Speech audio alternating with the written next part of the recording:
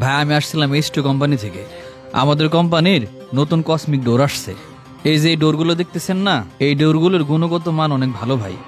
ভাই আমি এই কোম্পানির মাল বিক্রি করি না, আমি অনেক ভালো কোম্পানির মাল বিক্রি করি, আপনি চলে যেতে পারেন। ভাই আমার টার্গেটটা ফিল আপ হইতেছে না, আপনি কিছু মাল অর্ডার দেন, বিক্রি হবে ভাই। না ভাই আমার লাগবে না, আপনি যাইতে পারেন। মাসুদ সাহেব, আজকে আপনি মোট কত টাকার অর্ডার কেটেছেন? স্যার 30,000 টাকার। এই মাসে যেন আপনি মোট কত টাকার অর্ডার কেটেছেন? 2,25,000। আপনার টার্গেট কত ছিল? স্যার 13 লাখ টাকা টার্গেট ছিল। 13 লাখ টাকা। আজকে মাসের 4 দিন বাকি আছে, এই 4 দিনের মধ্যে কি আপনি 13 লাখ টাকার অর্ডার কাটতে পারবেন? স্যার আমি তো স্যার ট্রাই করতেছি। আপনি কি ট্রাই করতেছেন? নাকি মার্কেটে যায় হাওয়া বাতাস লাগায় ঘুরতেছেন? স্যার আমাদের প্রোডাক্টটা মার্কেটে নতুন তো স্যার, এই জন্য টার্গেট ফিল আপ করাটা সম্ভব হচ্ছে না। আপনার দ্বারা যদি সম্ভব না হয় তাহলে আপনি চাকরি ছেড়ে দেন, আপনার জায়গায় অন্য কেউ এসে অসম্ভবকে সম্ভব করে দেখাক। ওই জায়গায় বিল হয়েছে তো 4,032 টাকা দিছিল। হ ভাই দিছিল। মাল কি পাঠাই দিছস? হ ভাই পাঠাই দিছি। ভাই আসসালামু আলাইকুম। আরে রবিউল, চেয়ারটি গোছা তো।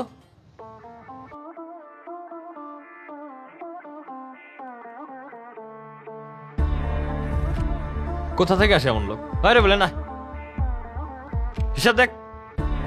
আব্বা আমার তো মনে হয় এই চাকরিটা আমি করতে পারতেছি না। অফিস থেকে যে টার্গেট দিছে, টার্গেট কোনোভাবেই ফিল আপ করতে পারতেছি না। তুই করতে পারবি না মানে? আর মানুষগুলো চাকরি করতেছে না? আর তোরে কত কষ্ট করে মানুষের হাতে পায়ে ধরে চাকরিটা নিয়ে দিলাম, এখন যদি এই চাকরিটাও তুই না করো তাহলে তুই করে খাবি কি? আব্বা আমি তো চেষ্টা করতেছি, আমি তো আমার সর্বোচ্চটা দিয়ে চেষ্টা করতেছি যাতে কিছু করতে পারি। এখন না হইলে আমি কি করব বলো?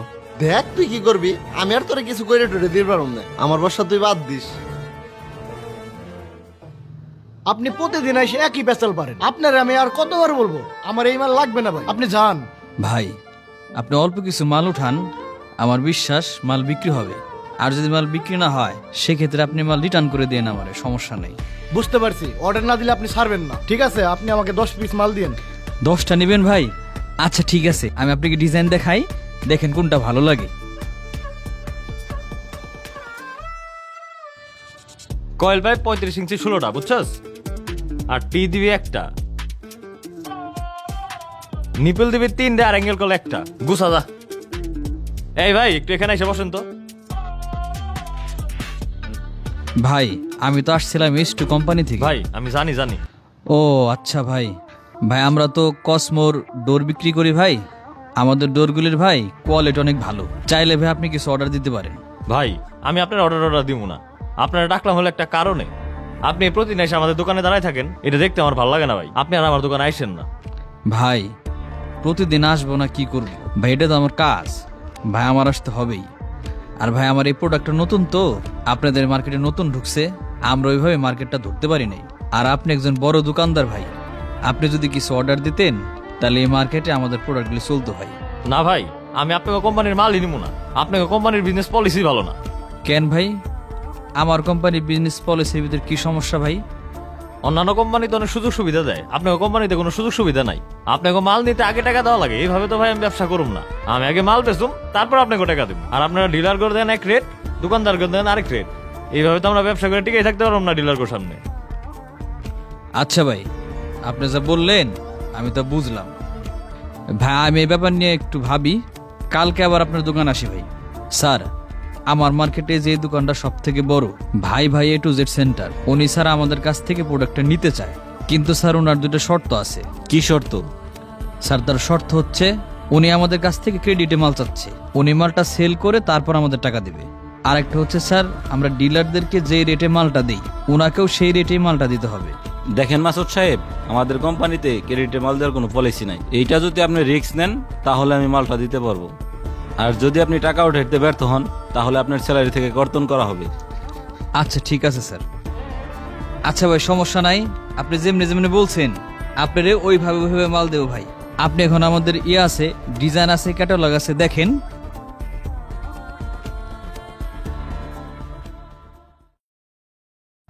ওই রেগুল দরজাটি গুনে গুনে নামাইছো তো? হ ভাই 50 টাকা আছে না বলে? আছে। আচ্ছা ঠিক আছে, তাহলে স্যার একটা ফোন দেই।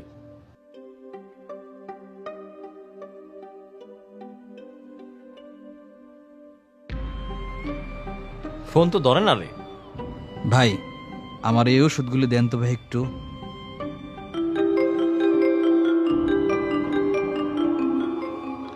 ভাই ভাই এ টু জেড সেন্টার থেকে ফোন দিছে।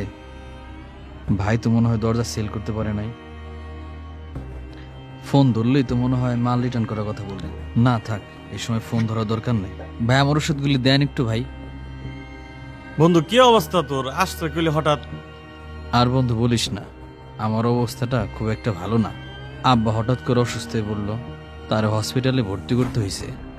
আর আমি যে একটা চাকরি করি না এসআরের H2 কোম্পানিতে, আমার চাকরিটা মনে হয় থাকবে না। আমার যে টার্গেট দিছে আমি টার্গেট ফিল আপ করতে পারতেছি না। এক দোকানে কিছু বাকিতে মাল দিছি, দোকানদার ভাই বারবার ফোন দিতেছে, মনে হয় উনিও মালটা ঘুরাই দিব। আমার মনে হয় এই চাকরিটাও থাকবে না রে দোস্ত। তোর কাছে কি কিছু টাকা হবে? থাকলে দিস আমারে, আব্বার চিকিৎসার কাজে ব্যয় করতে হইব। আচ্ছা আমার কাছে কিছু টাকা আছে, তুই আমার কাছ থেকে নিয়ে চলিস। কি মিয়া, আপনার তো কোনো খোঁজ খবরই নাই। মাল পাঠাই দিয়ে কি পলাই গেছিলেন নাকি? এত ফোন দিলাম, ফোন ধরলেন না। এতদিন কই আছিলেন আপনি? না ভাই, পলাবো কেন ভাই? হঠাৎ করে মাঝখানে আমার আব্বা অনেক অসুস্থ হয়ে গেল, এই জন্য ভাই কারো ফোন টোন আমি ধরতে পারি নাই ভাই। আর আমি অফিসে খুব একটা যাইতে পারি নাই, এই জন্য আপনাদের মার্কেটে আসা হয় নাই। কেন ভাই, কোনো সমস্যা হয়েছে? ভাই সমস্যাই তো, মাল দিয়ে গেছেন, মাল তো প্রায় শেষের পথে। আর পাম্পসারের দরজা তো আর নাই, কাস্টমার এসে ঘুরে যায়, আমার ওই দরজা লাগবে। আর আপনার জন্য আমি টাকা রেডি করে রাখছি। আমি ব্যবসায়ী মানুষ, টাকা কয়দিন আটকায় রাখুন। আপনি টাকা নিয়ে যান আর 3 লাখ টাকার মাল পাঠাই দেন আমারে। আপনার মালের তো অনেক চাহিদা।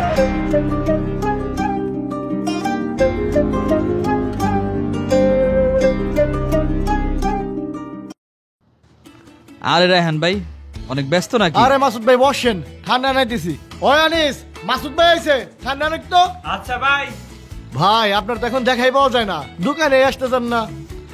আরে তা না ভাই, একটু ব্যস্ত থাকি তো। মার্কেটে তো অনেকগুলি দোকান, সব দোকানে ঘোরা লাগে। কিছু লাগবে নাকি ভাই? লাগবো মানে? আপনার জন্যই তো বসে আছি। আমাকে 5 লাখ টাকা ডোর দিয়ে দিন। আচ্ছা ঠিক আছে ভাই, দিতেছি ভাই।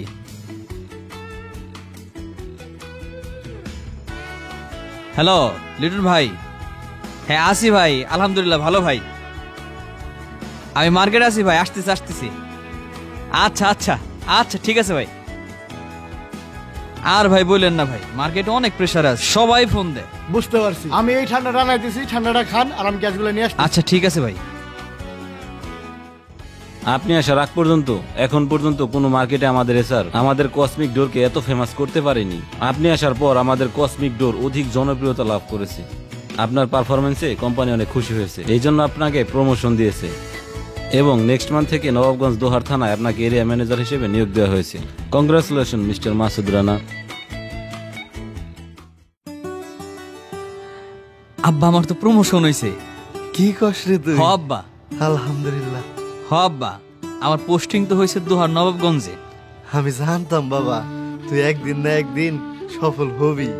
হ্যাঁ বাবা, সফলতা তার বলে কই আসে না, সফলতা আসে পরিশ্রম করলে। আমি পরিশ্রম করছিলাম, আমি আমার লক্ষ্য স্থির করে ওইখানেই লেগেছিলাম, তাই আজকে আমি সফল হতে পারছি। সফলতা কখনো একদিনে আসে না। আপনি যে সেক্টরেরই হন না কেন, আপনাকে সফল হতে হলে ধৈর্যের সাথে লেগে থাকতে হবে এবং কঠোর পরিশ্রম চালিয়ে যেতে হবে। মনে রাখবেন, ধৈর্য এবং পরিশ্রমই সফল হওয়ার মূল মন্ত্র।